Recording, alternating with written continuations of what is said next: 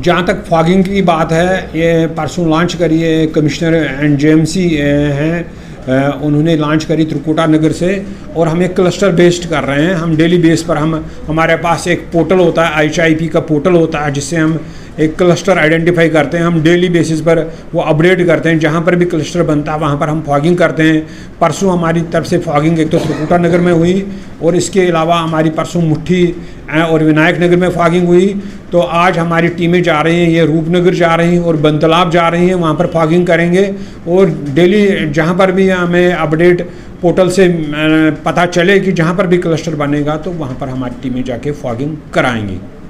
लोग हमारे से 104 हेल्पलाइन है, तो उस पर वो अपनी जो भी उनकी ग्रीवेंस है या जो भी वो चाहते हैं, हमसे मदद चाहते हैं, तो उसमें कांटेक्ट कर सकते हैं। हमारे डिपार्टमेंट की तरफ से पूरी तैयारी करी हुई है। हमने जितने भी हमारे इक्विपमेंट है, जैसे हमारे स्प्रे पंप्स हैं, फॉगिंग मशीन्स हैं, जो आप बात कर रहे थे, सब हमने चेक किया है कि ये प्रॉपरली काम कर रहे हैं।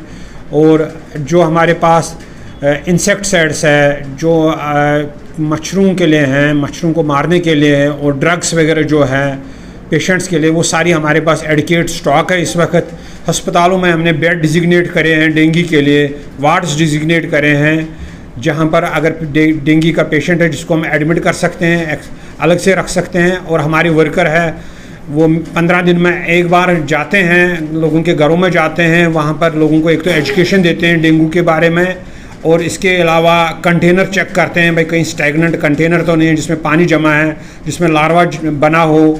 जैसे यूजुअली घरों के अंदर एयर कूलर होते हैं, जैसे जो हवा को ठंडा करने के काम करते हैं। कम गमलों के नीचे ट्रेज होती हैं, वास्ट ट्रे जिनको कहते हैं, फ्रिज होते हैं, फ्रिज के नीचे एक ट्रे होती है, ड्रिप ट्रे जिसे हम कहते हैं, जिसमें डिफ्रॉस्ट का पानी जमा होता है। उनमें हफ्ते में एक बार पानी बदलना है। हमने बर्ड बाथ्स हैं जिनमें पक्षियों के लिए पानी रखते हैं, तो उसमें भी हफ्ते में एक बार पानी बदलना। घर में जंक आइटम जमा नहीं, जैसे कोकोनट के खोल होते हैं, फिर टायर्स होते हैं, या प्लास्टिक की बोतलें होते हैं, डिस्पोजेबल गिलास वगैरह होते हैं, उनमें भी पानी जमा होता है। इवन अगर 5 ml पानी भी कहीं पर जमा हुए, उसमें भी ये मच्छर पनप सकता है। इसके अलावा छतों के ऊपर टंकियाँ होती हैं, उनमें मतलब देखा गया है कि यूजुअली आंधी तूफान से उनके ढक्कन उड़ जाते हैं। लोगों को जाना चाहिए छतों पर, टंकियाँ चेक करने चाहिए, ढक्कन उड़ा तो नहीं है, तो उसमें भी मॉस्किटोज एग ले कर सकते हैं और ये पनप सकते हैं, बीमारी काज कर सकते हैं। और इसके अलावा छत पर नहीं सोना चाहिए। घर से बाहर जाना हो, फुल बाजू के कपड़े पहन के जाने चाहिए, टांगें भी कवर करके, फुल ट्राउज़र्स पहन के निकर में नहीं जाना है घरों से बाहर। और इसके अलावा जो घर में वो नेट्स यूज़ कर सकते हैं, मॉस्किटो नेट्स यूज़ कर सकते हैं, मॉस्किटो रिपेलेंट्स यूज़ कर सकते हैं, एंटी मॉस्किटो क्रीम यूज़ कर सकते हैं। दरवाज़ों और खिड़कियों पर जालियां लगानी हैं, और दरवाजे खुले नहीं रखें, कि कुछ बुज़ुर्ग लोग को लगता है कि भाई हवा रुक गई तो दरवाज़ा खोल के रखते हैं। जाली लगाने का फिर फ़ायदा नहीं होएगा। ये चीज़ें भी करनी हैं। और लोगों को जहाँ पर भी कहीं पर भी लगे कि भाई पानी कहीं पर जमा है, कोई पाइप लीक हो गई, कहीं पर PHE की पाइप लीक हो गई है, पानी जमा हो रहा है, तो इनको इन्फॉर्म करना PHE वालों को, उसकी एक जियो टैग वीडियो भेजनी ताकि वो उसका सुधार कर सकें। या कहीं और जगह पर अगर पानी जमा हो गया, कोई नाली ब्लॉक हो गई है तो वहाँ पर पानी जमा हो रहा है, तो उसमें भी म्यूनसिपैलिटी को उन्होंने इन्फॉर्म करना, भाई पानी जमा हो गया। वो अपनी मशीनें भेजते हैं, वो पानी को ड्रेन करते हैं।